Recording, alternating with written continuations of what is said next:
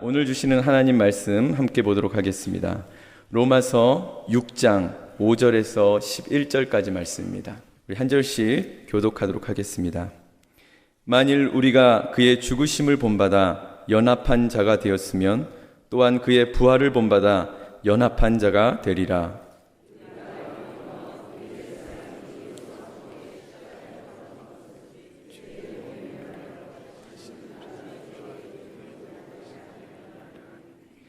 이는 죽은 자가 죄에서 벗어나 의롭다 하심을 얻었음이니라.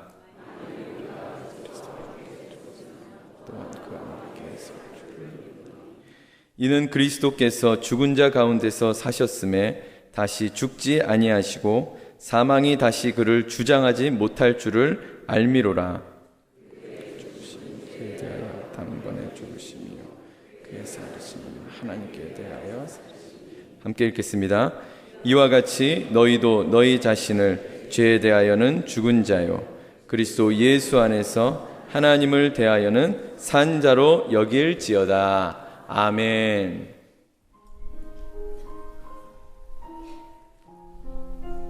할렐루야. 이 부활절 주일 아침에 하나님 앞에 예배로 오신 우리 모든 성도님들, 부활의 권능과 능력과 생명의 역사가 여러분의 삶 가운데 일어나시길 간절히 축원합니다.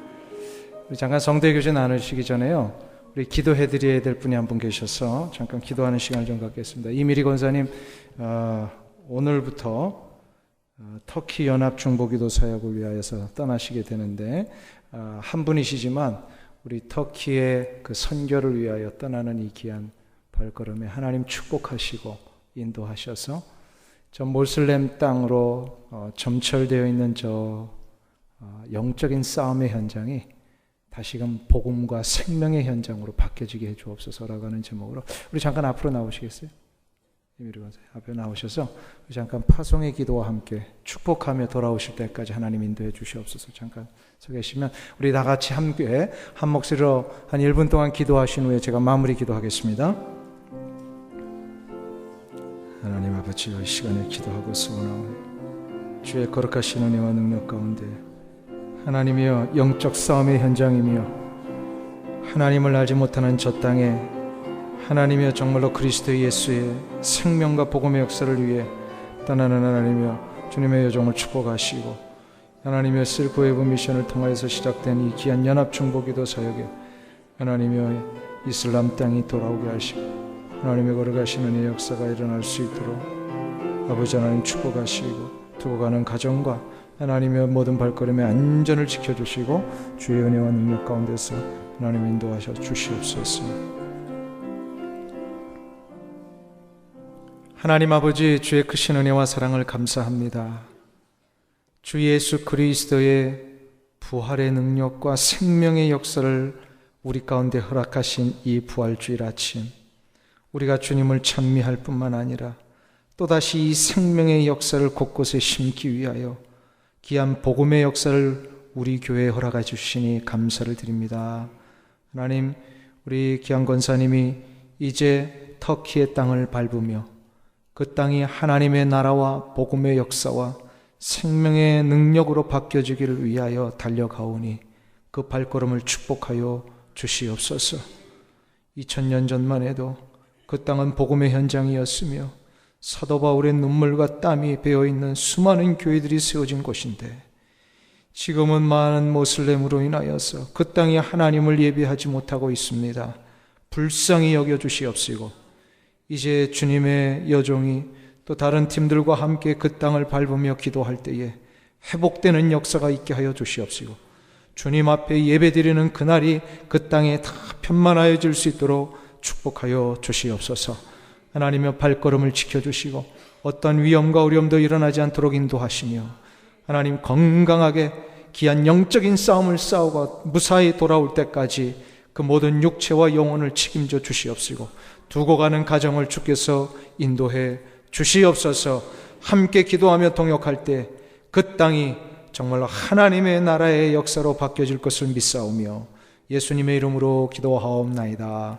아멘. 우리 박수로 한번 격려해 주시면 감사하겠습니다. 잘 다녀오시고요. 또 강구의 말씀을 하나 부가적으로 드립니다. 여러분들 주보에 보면 요 안내문이 있을 겁니다. 축의 붕괴에 대한 안내문인데요. 그냥 여러분들 책갈피하라고 드린 게 아니고 이거를 보고 기도하시고 또 혹시나 좀 말씀의 갈급함과 영적인 회복들이 필요한 분이 주변에 계시다면 이걸 주셔서 좀 전해서 이번 말씀의 잔치에 꼭 나올 수 있도록 권면해 주시기를 바랍니다. 이성철 목사님은 현재 그 달라스에 있는 중앙연합감리교회 담임 목사님으로 계십니다. 아주 말씀이 굉장히 탁월하시고요. 강한 메시지를 갖고 계시는. 그래서 아마 달라스에서는 가장 큰 교회를 지금 하고 계시는 걸로 알고 있습니다. 굉장히 그 말씀을 잘 전하세요. 그래서 전도와 또 이렇게 침체되어 있고 또 낙심되어 있는 자들을 다 모시고 오면 아마 이 말씀의 역사 속에 많은 회복이 있을 줄로 믿습니다. 그래서 우리가 이제 이번 주가 아니고 다음 주 주말입니다. 다음 주 금토일 3일 동안 집회가 있게 되는데 기도하면서 여러분들도 놀라운 말씀의 은혜를 받으시고 또 주변에 이 은혜를 받아야 할 분들이 있다면 다 모시고 초청하셔서 놀라운 영적인 잔치가 될 수 있도록 함께 힘써 주시면 감사하겠습니다. 오늘 이렇게 부활주일에 함께 예배하러 오신 우리 모든 성도님들 진심으로 축복하고요. 우리 서로를 향하여서 이 부활의 능력과 생명을 2분 이상씩 축복하며 나눴으면 좋겠습니다. 해피 이스터. 해피 이스터. 감사합니다. 축복합니다.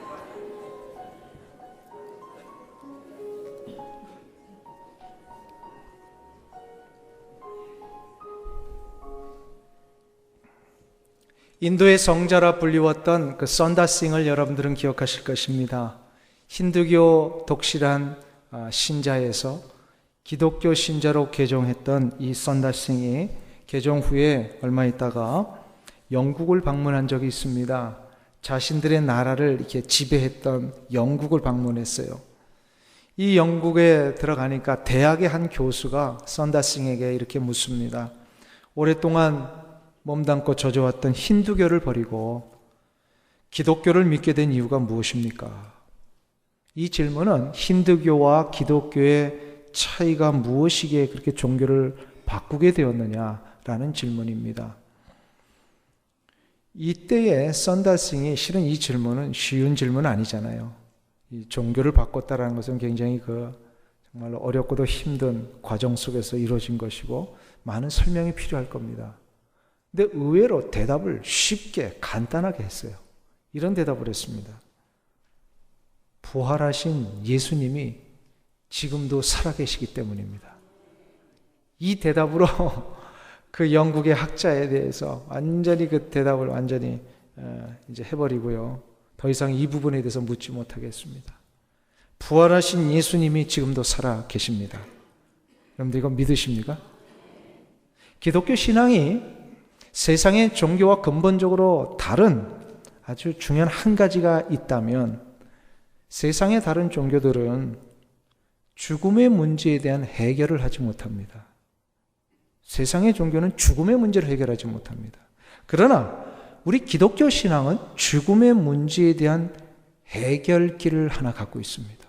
유일한 길입니다. 그게 바로 뭐죠? 바로 예수 그리스도를 믿음으로 부활한다는 겁니다. 죽지만 다시 삽니다. 살아서 예수를 믿는 자는 영원히 죽지 않습니다. 그래서 죽음에 대하여 유일한 대답을 할 수 있는 기독교, 이 기독교가 세상의 종교와 다른 근본적인 차이점이에요. 우리 그리스도인들은요, 예수 그리스도를 믿음으로 인하여서 이 부활이 있음을 확신하며 붙들며 사는 사람들입니다. 이것을 붙들고 사는 것을 부활신앙이다. 부활신앙이다. 이 부활신앙을 가진 자들에게는 오늘 본문에 보니까 3가지의 능력을 얻게 되더라. 첫 번째 어떤 능력이냐면 부활신앙은 죽음의 권세를 몰아내는 능력이 있습니다. 한번 따라하겠습니다. 부활신앙은 죽음의 권세를 몰아낸다. 오늘 5절을 한번 보겠습니다. 5절 말씀 같이 한 목소리로 읽습니다. 만일 우리가 그의 죽으심을 본받아 연합한 자가 되었으면 또한 그의 부활을 본받아 연합한 자가 되리라. 아멘. 여기서 그의 죽으심이다라고 하는 말씀은 누구의 죽으심을 얘기를 할까요? 예수 그리스도의 죽으심을 얘기를 합니다. 우리 성도들이 예수님의 죽으심에 연합한 자가 되었다라고 말씀합니다. 이게 가능합니까? 2000년 전에 죽으신 예수님의 그 죽으심에 우리가 어떻게 연합을 할 수가 있습니까? 이것은 무엇을 얘기하는 것일까? 그럼 바로 세례를 얘기를 합니다. 여기서 세례라고 하는 것은 이제 우리가 3부 예배 때 하게 되는 세례 예식을 말하는 게 아닙니다. 세례라고 하는 것은 이꼴 구원이라는 뜻하고 똑같은 거예요. 성경에서 말하는 세례라고 하는 것은.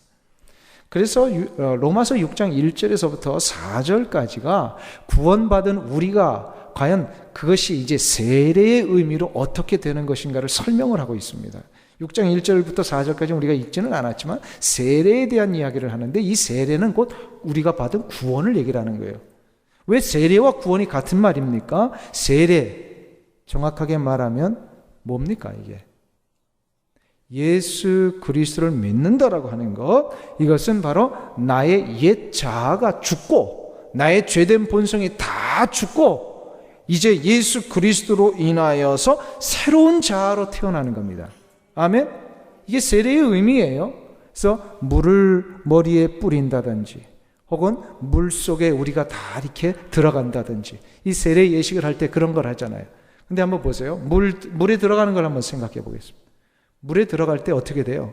우리의 온 머리까지 다 들어갑니다. 들어가 있으면 어떻게 되는 거예요? 죽는 거예요. 물 속에 있으면 죽습니다. 그런데 다시금 우리가 그 물 속에서 온전한 몸으로 다시 나옵니다. 이건 뭘 상징하냐면 우리의 옛 자아가 죽고 다시금 새로운 자아로 태어난다는 걸 얘기를 합니다. 그래서 이것을 확신하고 믿은 자는 나중에 세례 예식을 하는 거예요. 예식으로 이것을 컨펌하는 겁니다. 이미 구원받는 것 자체가 세례예요. 이것이 바로 나의 옛 자아가 나의 죄된 본성이 십자가 위에서 죽는 걸 얘기를 합니다. 이것이 예수님의 죽으심과 연합하는 거예요. 예수 그리스도의 죽으심과 연합한 자들은 예수님의 부활과 자동으로 연합합니다. 그래서 죽기만 하면 내가 그리스도와 십자가 앞에 연합하기만 하면 우리는 부활에 연합이 되게 되어 있어요. 이거를 예수님이 보증하신 거예요. 이 모든 그리스도인들이 부활의 능력을 얻고 살게 되는 것을 믿는 것, 이게 바로 부활신앙입니다. 부활신앙. 독일을 대표하는 유명한 복음주의 신학자가 한 사람이 있습니다. 에릭 사워라고 하는 분인데, 독일은 원래 이 복음주의가 아니라 이 자유주의적인 마음대로, 자기들 마음대로 이렇게 성경을 해석하는 이런 자유주의적인 성향이 아주 짙은데, 그래도 이 성경을 하나님의 말씀으로 인정하고 붙드는 그런 부류의 신학자를 복음주의 신학자, 개혁주의 신학자 그렇게. 근데 몇 안 됩니다. 그런 독일에는. 근데 그 중에 한 분이 바로 에릭 사워라는 분이에요. 이분이 부활에 대해서 어떻게 얘기를 했는지요. 한번 들어보세요. 예수님의 부활에 대해서 이런 얘기를 했어요. 부활절은 예수님의 부활로 시작하여 우리 성도의 부활로 끝나는 것이다. 부활절은 예수님의 부활로 시작하여 우리 성도의 부활로 끝나는 것이다. 그러니까 지금 우리가 매일매일을 무슨 절기로 살고 있는 거예요? 부활절로 살고 있는 거예요. 우리는 예수님의 부활과 우리가 장차 재림 때에, 예수님의 재림 때에 있게 될 실제적인 이 부활 사이에 살고 있는 사람들입니다. 그러니까 더 이상 죽음이 우리에게 영향력을 미치지 못합니다. 죽음의 영향력이라는 게 뭘까요? 죽음의 영향력이라는 것은 죽음을 향하여 나아가는 인간들에게 나타나게 되는 모든 현상입니다. 우리가 죽음을 실제로 맞이하지 않았는데도 불구하고 죽음의 영향력 때문에 이 세상 사는 동안에 두려움을 얻게 됩니다. 고통이 있습니다. 절망이 있습니다. 탄식이 있습니다. 이게 다 죽음의 영향력이에요. 실제로 죽지 않았거든요. 그런데 이런 것이 있어요. 이거를 다른 말로 죽음의 권세다, 사망의 권세다 라고도 얘기를 하는 겁니다. 죽음의 권세는 두려움이며 절망이며 탄식이며 고통입니다. 이 죽음의 권세가 해결되지 않으면 우리는 이 세상 사는 동안에 자꾸 마음이 막 갈등이 일어나게 되고요, 분열하게 되고 미움이 일어나게 되고 상처를 받게 되고, 이게 다 죄의 영향으로 죽음이 온 것이고, 죽음 때문에, 이 영향 때문에 우리가 이런 그 안 좋은 영향력을 받고 살게 되어 있습니다. 이거를 해결하는 방법은 오직 한 가지뿐입니다. 예수 그리스도의 부활에 연합하는 겁니다. 예수 그리스도의 부활에 연합하기 위해서는 우리가 먼저 무엇에 연합을 해야 된다고요? 예수 그리스도의 죽으심에, 십자가에게 연합을 해야 합니다. 예수 그리스도의 십자가에 연합하기 위해서는 어떻게 해야 된다고요? 세례가 이루어져야 돼요. 구원이 이루어져야 돼요. 이게 바로 나의 옛 자아가 죽는 거예요. 갈라디아서 5장 24절에서 그래서 그리스도인이 되었다는 것을 사도 바울은 뭐라고 얘기를 합니까? 그리스도 예수의 사람들은 그 육체와 함께 정욕과 탐심을 십자가에 못 박았느니라. 아멘? 그 육체의 그 모든 정욕과 탐심, 육체의 제 옛날의 자아, 죄된 본성, 이것이 십자가 앞에 못 박혀져야 되는 거예요. 다 죽어야 되는 거예요. 그리스도인이 되었다는 것은 십자가 위에서 죽는 것을 얘기를 합니다. 이때 우리는 예수 그리스도의 십자가에 연합하게 되고 죽으심에게 연합하게 되고, 예수 그리스도의 죽으심에 연합한 자들은 이거는 자동으로 부활에 연합합니다. 왠지 아세요? 예수님이 십자가에 죽으신 후에 부활하셨기 때문에. 아멘? 그래서 부활에 연합한 자들은 죽음의 권세를 물리칠 수 있고요, 이길 수 있고, 그 영향을 받지 않고 오히려 죽음과 고통과 절망에서 이제는 생명과 기쁨과 회복의 삶으로 갈 수 있는 거예요. 아멘? 이 부활의 능력이 그래서 있어야 돼요. 부활의 능력이. 1984년도에 이 구한말 조선 말기에는요, 갑신정변이 일어났어요. 개방개혁 정책과 수구 세력과의 싸움 속에서 완전히 이제 이 수구 세력이 다시 한번 잡고요, 개방개혁 정책을 가지고 있던 수많은 사람들이 다 몰락해버렸어요. 그러니까 조선은 어떻게 된 거예요? 더 몰락의 길로 가고 있어요. 정권을 잡은 자들은 당파 전쟁을 하고 있어요. 당권만을 싸우고 막 싸움이 치열하니까요, 나라의 백성들은 어떻게 됐는지 아랑곳하지 않고요, 자기들 배만 채우고, 그러다가 결국은 일제 앞에 다 모든 걸 빼앗겨 버리잖아요. 백성은 도탄에 빠졌어요. 서민들은요, 삶의 의욕을 잃어버렸어요. 이때 당시 국제사회는요, 이 조선을 어떻게 평가를 했냐면 딱 6글자로 표현합니다. 소망 없는 은둔의 땅이다. 은둔의 땅, 아주 잊혀져 있는 조용한 나라인 것처럼 보이지만 소망이 없다는 거예요. 이게 당시 국제사회에 조선을 평가했던 단어였어요. 소망 없는 은둔의 땅. 참 비참한 상황이었죠. 이런 땅에 복음을 전하기 위하여 찾아온 두 젊은이가 있었습니다. 바로 누군지 아세요? 언더우드와 벤젤러 선교사입니다. 저들은 순교를 각오로 하고 미국 선교로부터, 미국 북장로교와 이 감리교 재단으로부터 파송을 받아서 이들이 소망 없는 은둔의 나라 조선에 복음을 심기 위하여 수개월을 거쳐서 배를 타고 이제 조선 땅에 도착한 그날이 1년 후인, 갑신정변이 일어난 1년인 1885년 4월 5일입니다.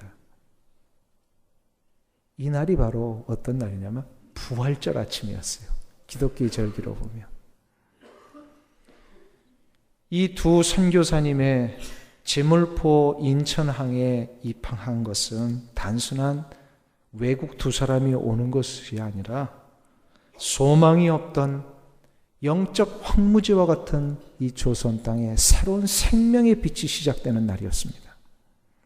이 날이 얼마나 감격적인 날이었는지 나중에 감리교 재단으로부터, 본부로부터 파송받았던 아펜젤러 목사님이 여기에 대한 감격으로 본부에게 편지를 씁니다. 그동안은 이 언더우드 목사님의 편지는 많이 소개가 됐거든요.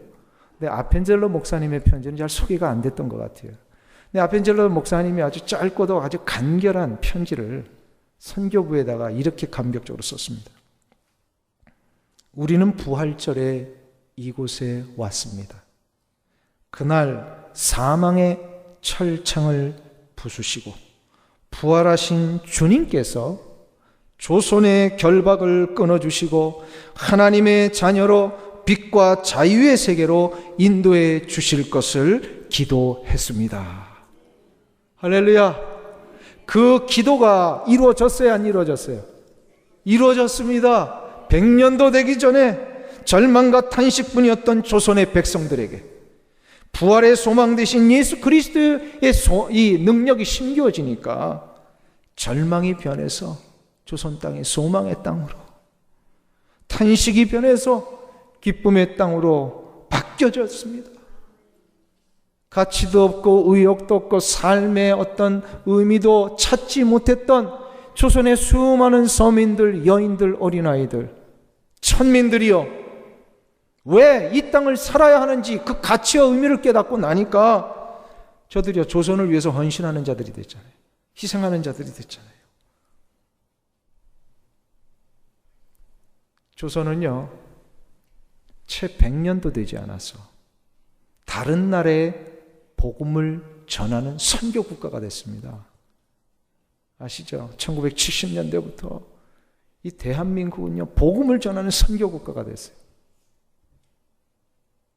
UN 보고서에 의하면 세계 전체 나라 가운데 선진국으로부터 이 물자에 대한 지원을 받고서 그것이 이제 계기가 돼서 회복돼서 다른 나라에 물자를 지원하는 원조 지원 국가가 된 예는 대한민국밖에 없대요. 왜냐하면 받으면 받을수록 자꾸 스포일 돼가지고 이게 회복이 안 되잖아요. 세계에 많은 나라들이 원조를 그렇게 많이 받았는데도 회복이 안 돼가지고 계속 지금도 받고 있는데, 원조를 받고 나서 이제는 원조를 하는 나라로 바뀌어진 국가는 대한민국밖에 없더라. 어떻게 이것이 가능했다고 생각하십니까? 부활의 능력이 조선 땅에 심겨졌기 때문에 그렇습니다. 예수 그리스도의 부활에 온 민족과 나라의 백성들이 연합되는 순간부터 죽음이 몰고 오는 절망과 탄식이 물러가고 새로운 소망과 생명과 기쁨의 역사가 조선 땅에 일어나게 된 거예요. 믿습니까? 이 능력이 여러분에게까지 임하신 줄 믿습니다. 아멘. 그 능력이 임했기 때문에 여러분들이 이 자리에 부활절 아침에 하나님을 찬양하기 위하여 모인 거예요. 그러니 우리는 부활절만 되면요 감격해서 감사함으로 찬송을 하나님 앞에 드려야 돼요. 이따가 우리 예배 설교 후에 우리 어린 유치부가 나와가지고 찬송을 하는데, 제가 금요일 날 우리 성금요 예배 때도 말씀드렸지만 누군가 앞에서 찬양을 한다 그러면 감상을 하면 안 돼요. 여러분이 무슨지 아시겠어요? 설사 어린 아이들이 찬양을 할지라도 그 찬양 속에 여러분의 영혼을 실으셔야 돼요. 그래서 같이 찬양에 동참을 하셔야 돼요. 이 자리는 그래서 감상하거나 아이고 또 음정 제대로 못 잡았구나 이런 거 평가하는 시간이 아니라 어떻게 하는 시간이라고요? 나의 영혼을 저 찬양에 같이 담아서 하나님, 저 고백이 나의 고백입니다. 저 어린아이의 순수한 찬양처럼 나도 하나님 앞에 이 찬양을 순수하게 올리기를 원합니다. 이 고백으로 함께 찬양에 동참하시기를 축원합니다. 두 번째로 부활신앙은 어떠한 능력이 우리 가운데 일어나게 되냐? 나에게 실제로 부활이 일어남을 확신케 합니다. 한번 따라하겠습니다. 나에게 실제로 부활이 일어난다. 믿습니까, 여러분? 오늘 본문 한번 다시 보실까요? 8절을 보세요. 8절 말씀. 우리 다 같이 합독합니다. 만일 우리가 그리스도와 함께 죽었으면 또한 그와 함께 살 줄을 믿노니. 할렐루야. 부활은 관념이 아닙니다. 부활은 실제로 일어난다는 거예요. 그러니까 예수 그리스도와 함께 십자가에 연합하는 자, 이런 자는 자동으로 어떻게 된다고요? 예수 그리스도의 부활에 연합하게 된다. 예수 그리스도의 부활은 실제적인 부활이에요? 관념적인 부활이에요? 실제는 뭐고 관념은 뭡니까? 이게 무슨 말이에요? 관념적인 부활이라는 것은 이런 거예요. 우리 이순신 장군을 한번 예로 들겠습니다. 참 훌륭한 우리의 선조이시죠? 이순신 장군이 임진왜란 때 장렬하게 일제와 일본의 왜적을 물리치시다가 이제 전사를 했어요. 그분의 삶, 그분의 희생, 그분의 교훈들 굉장히 중요하고 참 의미가 있어요. 그래서 그분이 임진왜란 때 돌아가셨지만 그분의 삶의 족적과 교훈과 가르침은 지금도 우리에게 영향을 미쳐야 안 미쳐요? 미치지 않아요. 요거를 관념적인 부활이라고 얘기를 합니다. 이거를 부활로 얘기하시는 분들이 있다는 거예요. 이게 부활이에요, 아니에요? 이게 부활이에요, 아니에요? 그러니까 다시 말해서 예수님이 2000년 전에 십자가에 달려 돌아가신 것까지는 인정하겠는데 3일 만에 부활하셨다라 이거는 인정 못하는 거예요. 그래서 그냥 예수님의 33년 동안의 삶, 그분이 우리에게 보여주신 희생, 예수님이 우리에게 가르쳐 주신 그 놀라운 말씀의 가르침들, 이게 지금 우리 가운데 영향을 미치는 것으로만 끝나는 거, 이거를 부활이다라고 얘기하는 분들이 있단 말이에요. 이거를 관념적인 부활이다. 이거를 머리 좋다라고 하는 독일의 수많은 신학자들이 만들어냈어요. 이게 부활이에요, 아니에요? 그럼 부활 아니에요. 부활이라고 하는 것은 실제로 그 육체가 일어나는 것을 얘기를 합니다. 그래서 우리가 아까 교동문에서 뭐라고, 예수님이 뭐라고 고백하셨어요? 나에게는 뭐가 있다? 뼈와 살이 있다.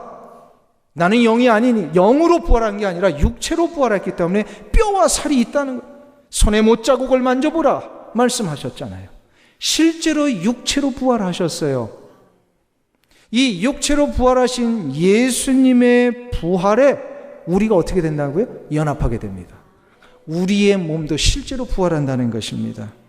그래서 이것을 가르쳐 주시기 위하여 사도 바울은 고린도전서 15장 20절에서 이렇게 말씀합니다. 그러나 이제 그리스도께서 죽은 자 가운데서 다시 살아 잠자는 자들의 첫 열매가 되셨도다. 첫 열매라고 하는 것은 나중에 맺힐 열매들의 보증입니다. 자동으로 이제 나중에 열매들이 난다는 거예요. 전에 저희 집에 보면은 조그만 이렇게 자그마한 그 레몬 나무가 하나 있어요. 레몬 나무가 크지 않더라고요. 보니까 조그만한데 몇 년이 지났는데도 열매가 한 번도 맺히질 않았어요. 그래서 나는 이 나무는 열매 안 맺히는 레몬 나무구나, 그렇게 생각을 했어요. 근데 어느 날 갑자기 열매가 하나가 맺혔어요. 그러니까 나무가 크지 않고 조그마하니까 하나가 맺히더라고. 그때 제가 확신했어요. 아, 이제부터 열매가 맺히겠구나. 아니나 다를까 다음에 보니까요, 열매가 주렁주렁 막 맺히더라고요. 아, 그때 알았어요. 그 하나 맺힌 게 첫 열매구나. 처음 열매가 맺혀지면 그 다음부터는요, 나무가 어떻게 되어 있다라는 거예요. 무슨 증거예요? 살아있다는 증거예요. 계속해서 이제 열매가 맺히는 것은 이제 자동으로 보증하는 겁니다. 예수 그리스도께서 잠자는 자들의 첫 열매가 되셨다. 이게 뭐예요? 죽음 가운데 다시금 부활하시는 첫 열매가 맺혀지시니까 어떻게 되는 거예요? 그 다음부터는 우리가 육체로 죽으나 다 예수 그리스도 때문에 부활의 능력으로 다시금 살게 되더라는 거예요. 아멘. 그러니까 우리 그리스도인들은요, 예수 그리스도 안에서 십자가에 연합했어요, 안 했어요? 다시 우리 복습합니다. 여러분들 예수 그리스도의 십자가에 연합했어요, 안 했어요?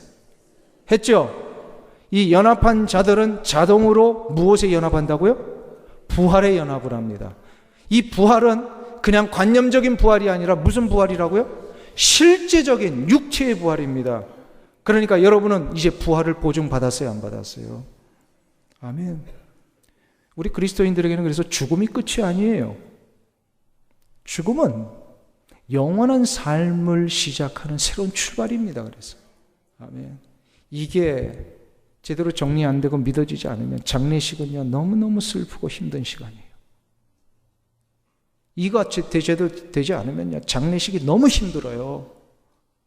장례식 가가지고 힘들어하는 그 유가족들을 무엇으로 위로하겠습니까? 우리 그리스도인들에게는 죽음은 끝이 아니고요 실제로 일어나는 겁니다. 실제로 부활이 일어난다는 거예요. 한국의 지성이라고 지금도 불리고 있는 아주 저명한 학자가 한 분 계시죠. 이어령 박사님. 이어령 박사님이 한때는요 기독교에 대해서 굉장한 독서를 품었던 분이에요. 자기 스스로는 굉장한 지성인이시라고 생각을 해서요 기독교 같은 이런 신앙을 갖는 거는 지성적이지 못한 사람들이나 하는 거라고 생각했던 분이 이어령 박사님이세요. 이분이 2007년도, 지금부터 약 10년 전에 2007년도에 예수 그리스도를 믿어 세례를 받고 그리스도인이 됐어요. 지금 어떤 일을 하시는지 알아요? 이어령 박사님이 기독교 변증을 하기 위해서 강연을 지금 다니십니다. 그렇게 되기까지 아주 중요한 이유가 하나 있었습니다. 결정적인 계기는 그분의 딸 때문에였어요. 딸. 외동딸이시죠. 이미나. 나중에 이 이미나 변호사는 목사가 되신 분이에요. 이 이미나 변호사 한국에서 유수한 대학을 나오고 정말로 애지중지 얼마나 곱게 정말로 귀하게 키웠겠어요. 그래서 대학을 졸업하고 유학을 와서 여기서 국제 변호사가 돼요. 1세가 여기 와서 국제 변호사 된다는 거 쉽지 않잖아요. 국제 변호사가 되고 결혼을 했는데 그 이후부터 이분의 이 딸에게 이미나 변호사에게 고통이 쓰나미처럼 연속으로 몰려오는데 걷잡을 수 없는 고난과 아픔들이 일어나기 시작을 합니다. 이혼의 아픔이 있었고요. 그 몸에 육체적인 병이 들었는데 갑상선암이 발생이 됐어요. 두 아들이 있었는데 큰 아들은 죽었고요. 둘째 아들은 자폐 판정을 받았어요. 그리고 나중에 이 이민아 변호사는 자기 본인이 실명을 할 위기까지, 거의 눈이 안 보이는 위기까지 가는. 그러니까 아버지 입장에서 보면 이 딸이 이렇게 고통 속에서 고난 가운데 이 고난이 한두 개도 아니고요. 이 연속으로 이 쓰나미처럼 막 밀려오는 고난 앞에 너무너무 안타까웠을 거 아니에요. 근데 정작 이 딸은 이렇게 밀려오는 고난을 절망하지 않고 다른 사람 같으면 그 고난 앞에 다 쓰러져 버렸을 텐데 쓰러지지 않고 다시금 또 용기와 희망을 가지고 일어나고 삶의 목적을 향하여 또다시 나아가고 아버지 입장에서 도저히 이해가 안 되는 거였어요. 이 딸이 어떻게 저 상황에서 일어나고 또다시 일어나는가? 가만히 살펴보니까 자신의 딸의 그 가슴 속에 들어와 계신 예수 그리스도라는 분 때문이었다는 걸 나중에 압니다. 여기에 녹아진 거예요. 이어령 박사님이. 지성적으로는 해결이 안 되는 거예요, 이거는. 이어령 박사님이 자신의 딸의 이 고난의 문제를 해결하는 모습 보고서 그 딸이 소유한 예수님의 능력이 있긴 있구나 알아가기를 시작을 합니다. 성경을 연구했어요. 결국 그분이 2007년도 세례를 받고 하나님 앞에 거듭난 그리스도인이 됐습니다. 그리고 나서 이 아버지가 세례를 받고 난 2년 후에 이미나 변호사가 목사 안수를 받습니다. 굉장히 그 고난의 현장 속에서 마지막 자기 생애를 하나님 앞에 드리겠다고. 그래서 이분이 방황하는 수많은 불의한 삶에 있는 청소년들을 회복시키는 일을 위하여 사역을 많이 하다가 결국 위암 말기 판정을 나중에 받습니다. 위암 말기 판정받고 11개월을 투병한 끝에 하나님 앞에 부름을 받습니다. 나중에 이분의 유품들을 정리하는 중에 그분이 썼던 글들이 모아져 가지고 이것이 출판이 됐는데 책 제목이 땅에서 하늘처럼이라고 하는 책으로 만들어져요. 땅에서 하늘처럼. 제목이 의미가 있죠? 땅에 살지만 하늘에 사는 것처럼 살았다는 거예요. 그 책 가운데 이런 구절이 있는데 조금 길지만 제가 읽어드릴 테니까 한번 들어보세요. 이 책을 쓰고 있는 저는 지금 위암 말기 환자입니다. 그러나 제 마음에는 차고 넘치는 하늘나라의 의와 기쁨이 있습니다. 저를 사랑하시는 능력의 아버지 하나님이 그동안 저의 질병을 여러 번 고쳐주셨기에 또 고쳐주시리라고 믿습니다.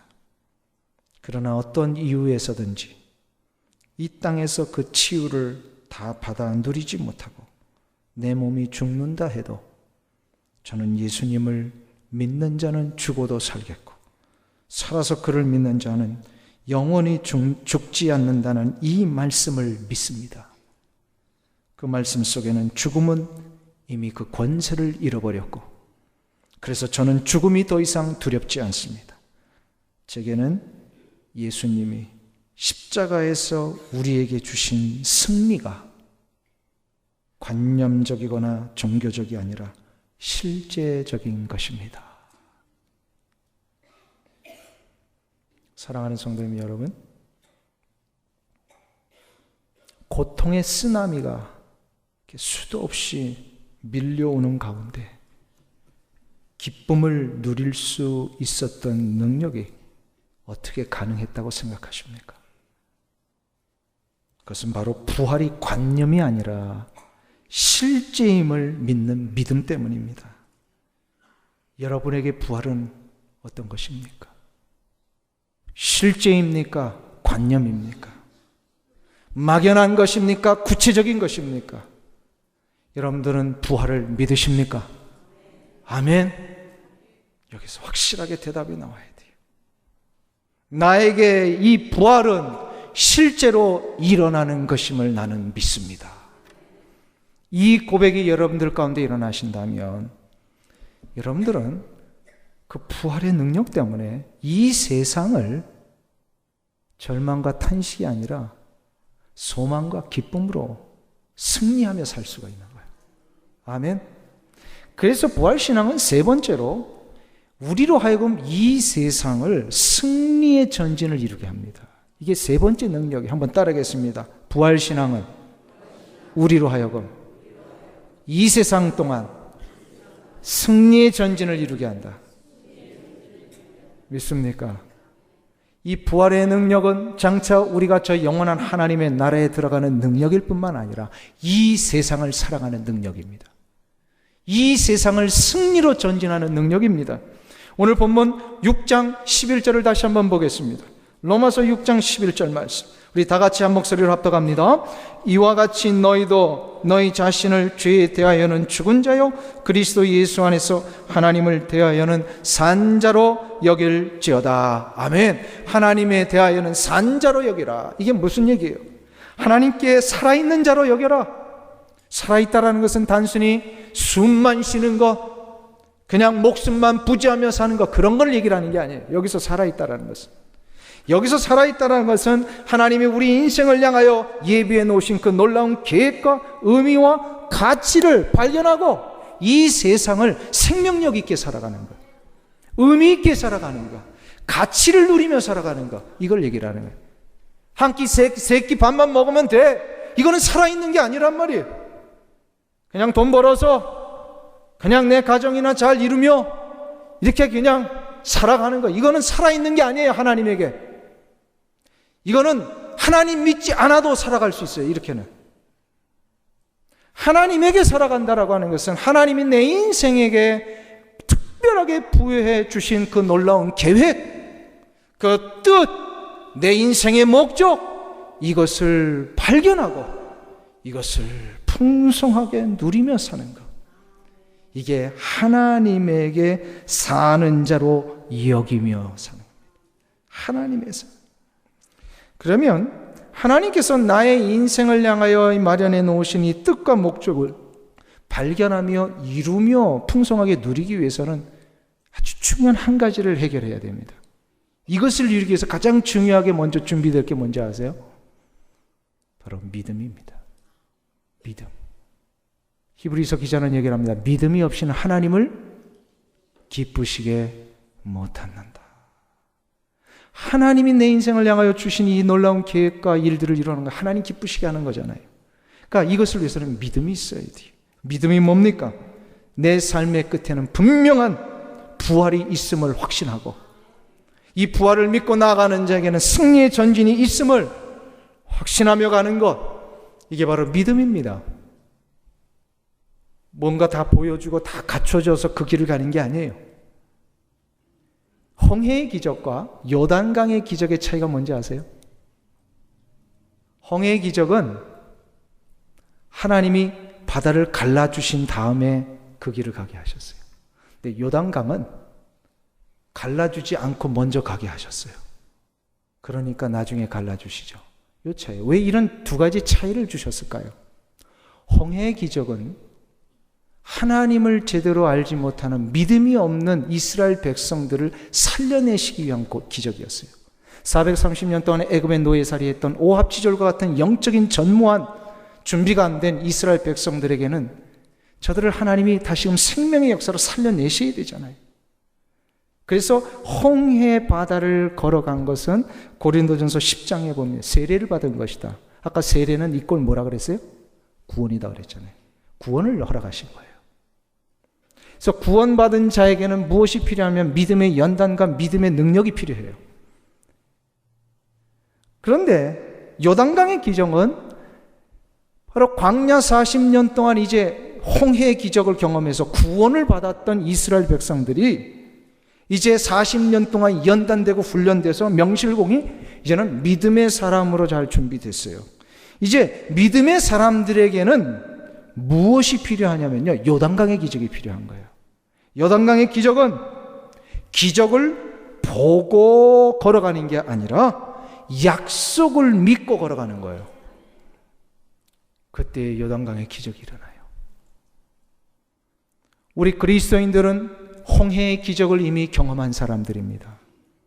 이제는 예수 그리스도의 십자가와 연합했기 때문에 홍해의 기적을 경험했어요. 살았어요. 이제는 무엇이 필요합니까?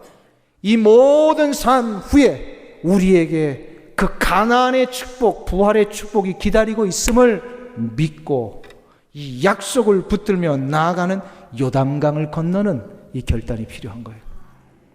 우리가 구원받은 것, 그래서 이 홍해의 기적을 얻은 것은 더 이상 이제 우리에게는 기적이 필요한 것이 아니라 무엇이 필요하고요? 약속을 붙드는 믿음이 필요합니다. 약속을 붙드는 믿음. 우리는 더 이상 죽지 않고 부활한다는 이 부활의 약속을 여러분 믿습니까? 나는 부활이요 생명이니 나를 믿는 자는 죽어도 살겠고 무릇 살아서 믿는 자는 영원히 죽지 아니하리니 이것을 내가 믿느냐? 이것을 내가 믿느냐? 여러분들 이거 믿으십니까? 할렐루야! 부활은 주님의 약속입니다. 주 예수 그리스도의 십자가에 연합한 자에게는 이 약속이 이루어지게 되어 있습니다. 그렇기 때문에 우리는 믿음으로 승리하며 전진할 수 있는 거예요.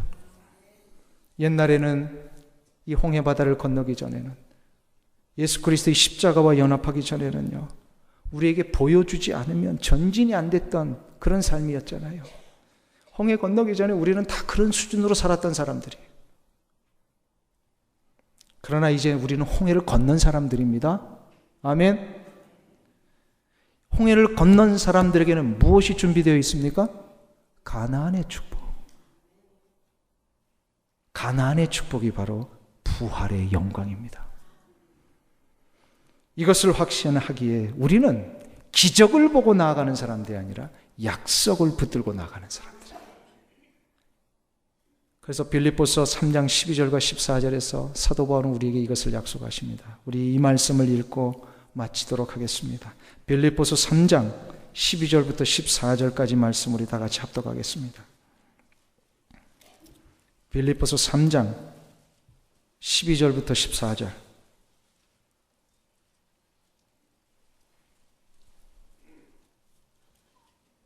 (321페이지) 신약성경에 있습니다. 이 말씀을 우리 합독합니다. 내가 이미 얻었다 함도 아니요 온전히 이루었다 함도 아니라 오직 내가 그리스도 예수께 잡힌 바 된 그것을 잡으려고 쫓아가노라. 형제들아, 나는 아직 내가 잡은 줄로 여기지 아니하고 오직 한 일 즉 뒤에 있는 것은 잊어버리고 앞에 있는 것을 잡으려고 푯대를 향하여 그리스도 예수 안에서 하나님이 위에서 부르신 부름의 상을 위하여 쫓아가노라. 할렐루야. 부활의 신앙은 이 믿음의 약속 붙들고 우리 앞에 주어진 영적인 축복들을 바라보며 나아가는 승리의 전진입니다. 이 승리의 전진이 여러분 가운데 보장되어 있는 줄 믿습니다. 이 부활신앙으로 날마다 승리하시는 여러분들 되시길 주님의 이름으로 축원합니다. 기도하겠습니다.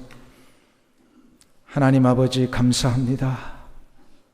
우리 같은 인생 구원하셔서 예수 그리스도의 십자가와 연합하게 해주시고 예수 그리스도의 십자가와 그 죽으심 앞에 연합한 자마다 이 놀라운 부활의 능력 가운데 우리로 하여금 연합하게 하심을 감사드립니다. 보장된 이 부활을 이제 믿으며 이 약속을 바라보며 우리의 삶을 계속해서 전진해 나감으로 이 세상을 날마다 승리하며 살아가는 귀한 성도들 되게 하여 주시옵소서. 예수님의 이름으로 기도하옵나이다. 아멘.